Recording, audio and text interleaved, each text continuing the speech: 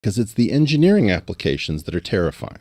Right. Right. The discovery of the neutron was one thing. The Teller-Ulam design was its weaponization. So suddenly, you can do the Tsar bomb or Castle Bravo, these unbelievable explosions, which, like, the difference between there were Civil War veterans who saw action in the Civil War who lived to see Ivy Mike in the Pacific. So the Civil War was almost a thermonuclear war in terms of human scale. It's less than 100 years different. People have forgotten how terrifying, important, wonderful, jaw-dropping, and awesome physics is because it hasn't done anything that completely screws your mind. Like Hiroshima or Nagasaki. Or Castle Bravo. With Castle Bravo. That was the test in the Pacific where we thought it was going to be like controlled and like, or what is it, Starfish, where we did an atmospheric explosion over Hawaii, and then the Russians like, hold my beer, Nova Zemlya. Yeah. We remember, I'm the guy 5 years ago who was saying we need above ground nuclear tests because all you people have lost your fear. Like, yes, Eric is crazy, but he's correct. What's this one? That's Castle Bravo. Oh my God. Right.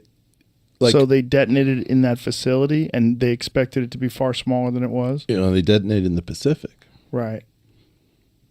But it's right next to that facility that was in the video. Yeah. Was that the facility that was initially filmed? Like, what? Yeah. What is this facility? That's it. It was Inawak, I forget, Atoll. So, like, it's crazy how long ago that was and how close it was to the Civil War, if you really put it in that context. Well, this is what I'm trying to say is what I'm trying to tell you. Look at that. That's so insane. Have you done this in Oculus? No, I have not. I highly recommend. If they're not going to let us do a nuke above ground so that we can save ourselves by fear. Oh, look at that. Right, this is religious stuff, Joe. Yeah, it is religious like stuff. We have announced, if somebody is listening to these tests that we did, my belief is very shortly before you get the ability to traverse the cosmos, if that is possible, you let off a nuke. Right? It's like, you've had kids. There's some stuff that happens right before they figure out how to break out of the crib. That's part of UFO folklore, I know. too. Fat Man and Little Boy. That's a big part of UFO. That once they dropped those, that's when all the UFOs started appearing. So the question is, the analogy I give, so I talked to Avi about the following thing. I am a fan of something I call the doubly scientific method.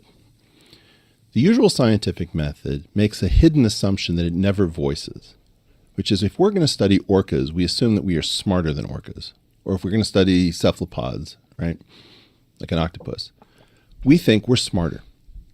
And what do? We disguise ourselves. We create artificial environments. We do all sorts of crazy things based on the fact that we're smarter than what we study, from everything from rocks to orcas. The doubly scientific method says, okay, assume that you're studying a rat in a maze, but you yourself are the rat in somebody else's maze. Now you have to look up the intelligence scale, not just down. And in the doubly scientific method, you have to assume that whatever is studying you is hiding from you the way you are hiding from your subjects. So if you see somebody in a duck blind, for example, and he's studying ducks, you understand that somebody may be hiding from you. And they might be able to use multiple dimensions of time. They might be able to cloak themselves and disguise themselves. Or for example, if you take microscopic UFOs, this cup has a radius of r and a circumference of 2 pi r. The disk that it spans is pi r squared in area. But if you look at this cup, it's much larger than pi r squared because we pushed it out. You could have a sphere where if you could cheaply engineer space-time, not through the Einstein field equations, but through the successor theory that recovers Einstein, you could have an entire stadium inside of a tennis ball. Just the way this cup doesn't blow your mind until you realize that its area is much greater than pi r squared. Why look for a giant floating thing in the sky? If you could bend space and time, and you could play with the rulers the way I'm saying, I would put this in a tiny little profile. Whoa. So we're only looking at it in terms of our understanding of the distance between objects, planets, gravity. We're looking at that. All that stuff where if it didn't exist, if somehow or another we lived in some contained environment and we had no concept of space whatsoever, and then we gained access to it, we would be unbelievably overwhelmed. If you lived in some sort of underground facility your entire life, love this, and then one day you got a chance to go outside and see the Keck Observatory in Hawaii in a clear night with no moon, you would be overwhelmed. You wouldn't be able to believe that the world was as big as it really was, or that the universe was as big as it was. Yeah, it's an impedance mismatch. If you watch meteor showers the way my family does, it's religious. It's transformational. It's transcendent. Yeah. The problem, as you know, from the default mode network, right, is that mostly what your brain is doing is not communicating information, but screening. Right, your eyes, your fovea is precious because that's the thing that can resolve at very high levels. Yeah. But like, I can barely see Jamie out of the corner of my eye because my peripheral vision can't be at the same level as my fovea. I'd be overwhelmed. Right. So we're talking about tapping in to a picture of the world that we are not. Our brain is not prepared for the idea that time is multidimensional. That was the whole point of giving Lex another watch. We don't have a way to think about, I'll meet you at 5:15 and 12:30, according to two different scales of time.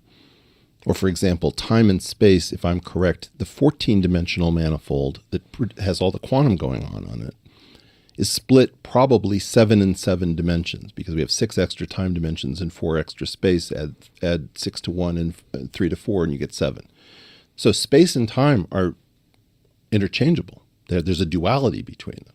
All of this stuff is like, okay, it's how you hit on chicks in a bar. Hey, let me tell you something about space and time you never thought about. Oh my God, does that work? What? Worked for me. That's why I'm not in better shape.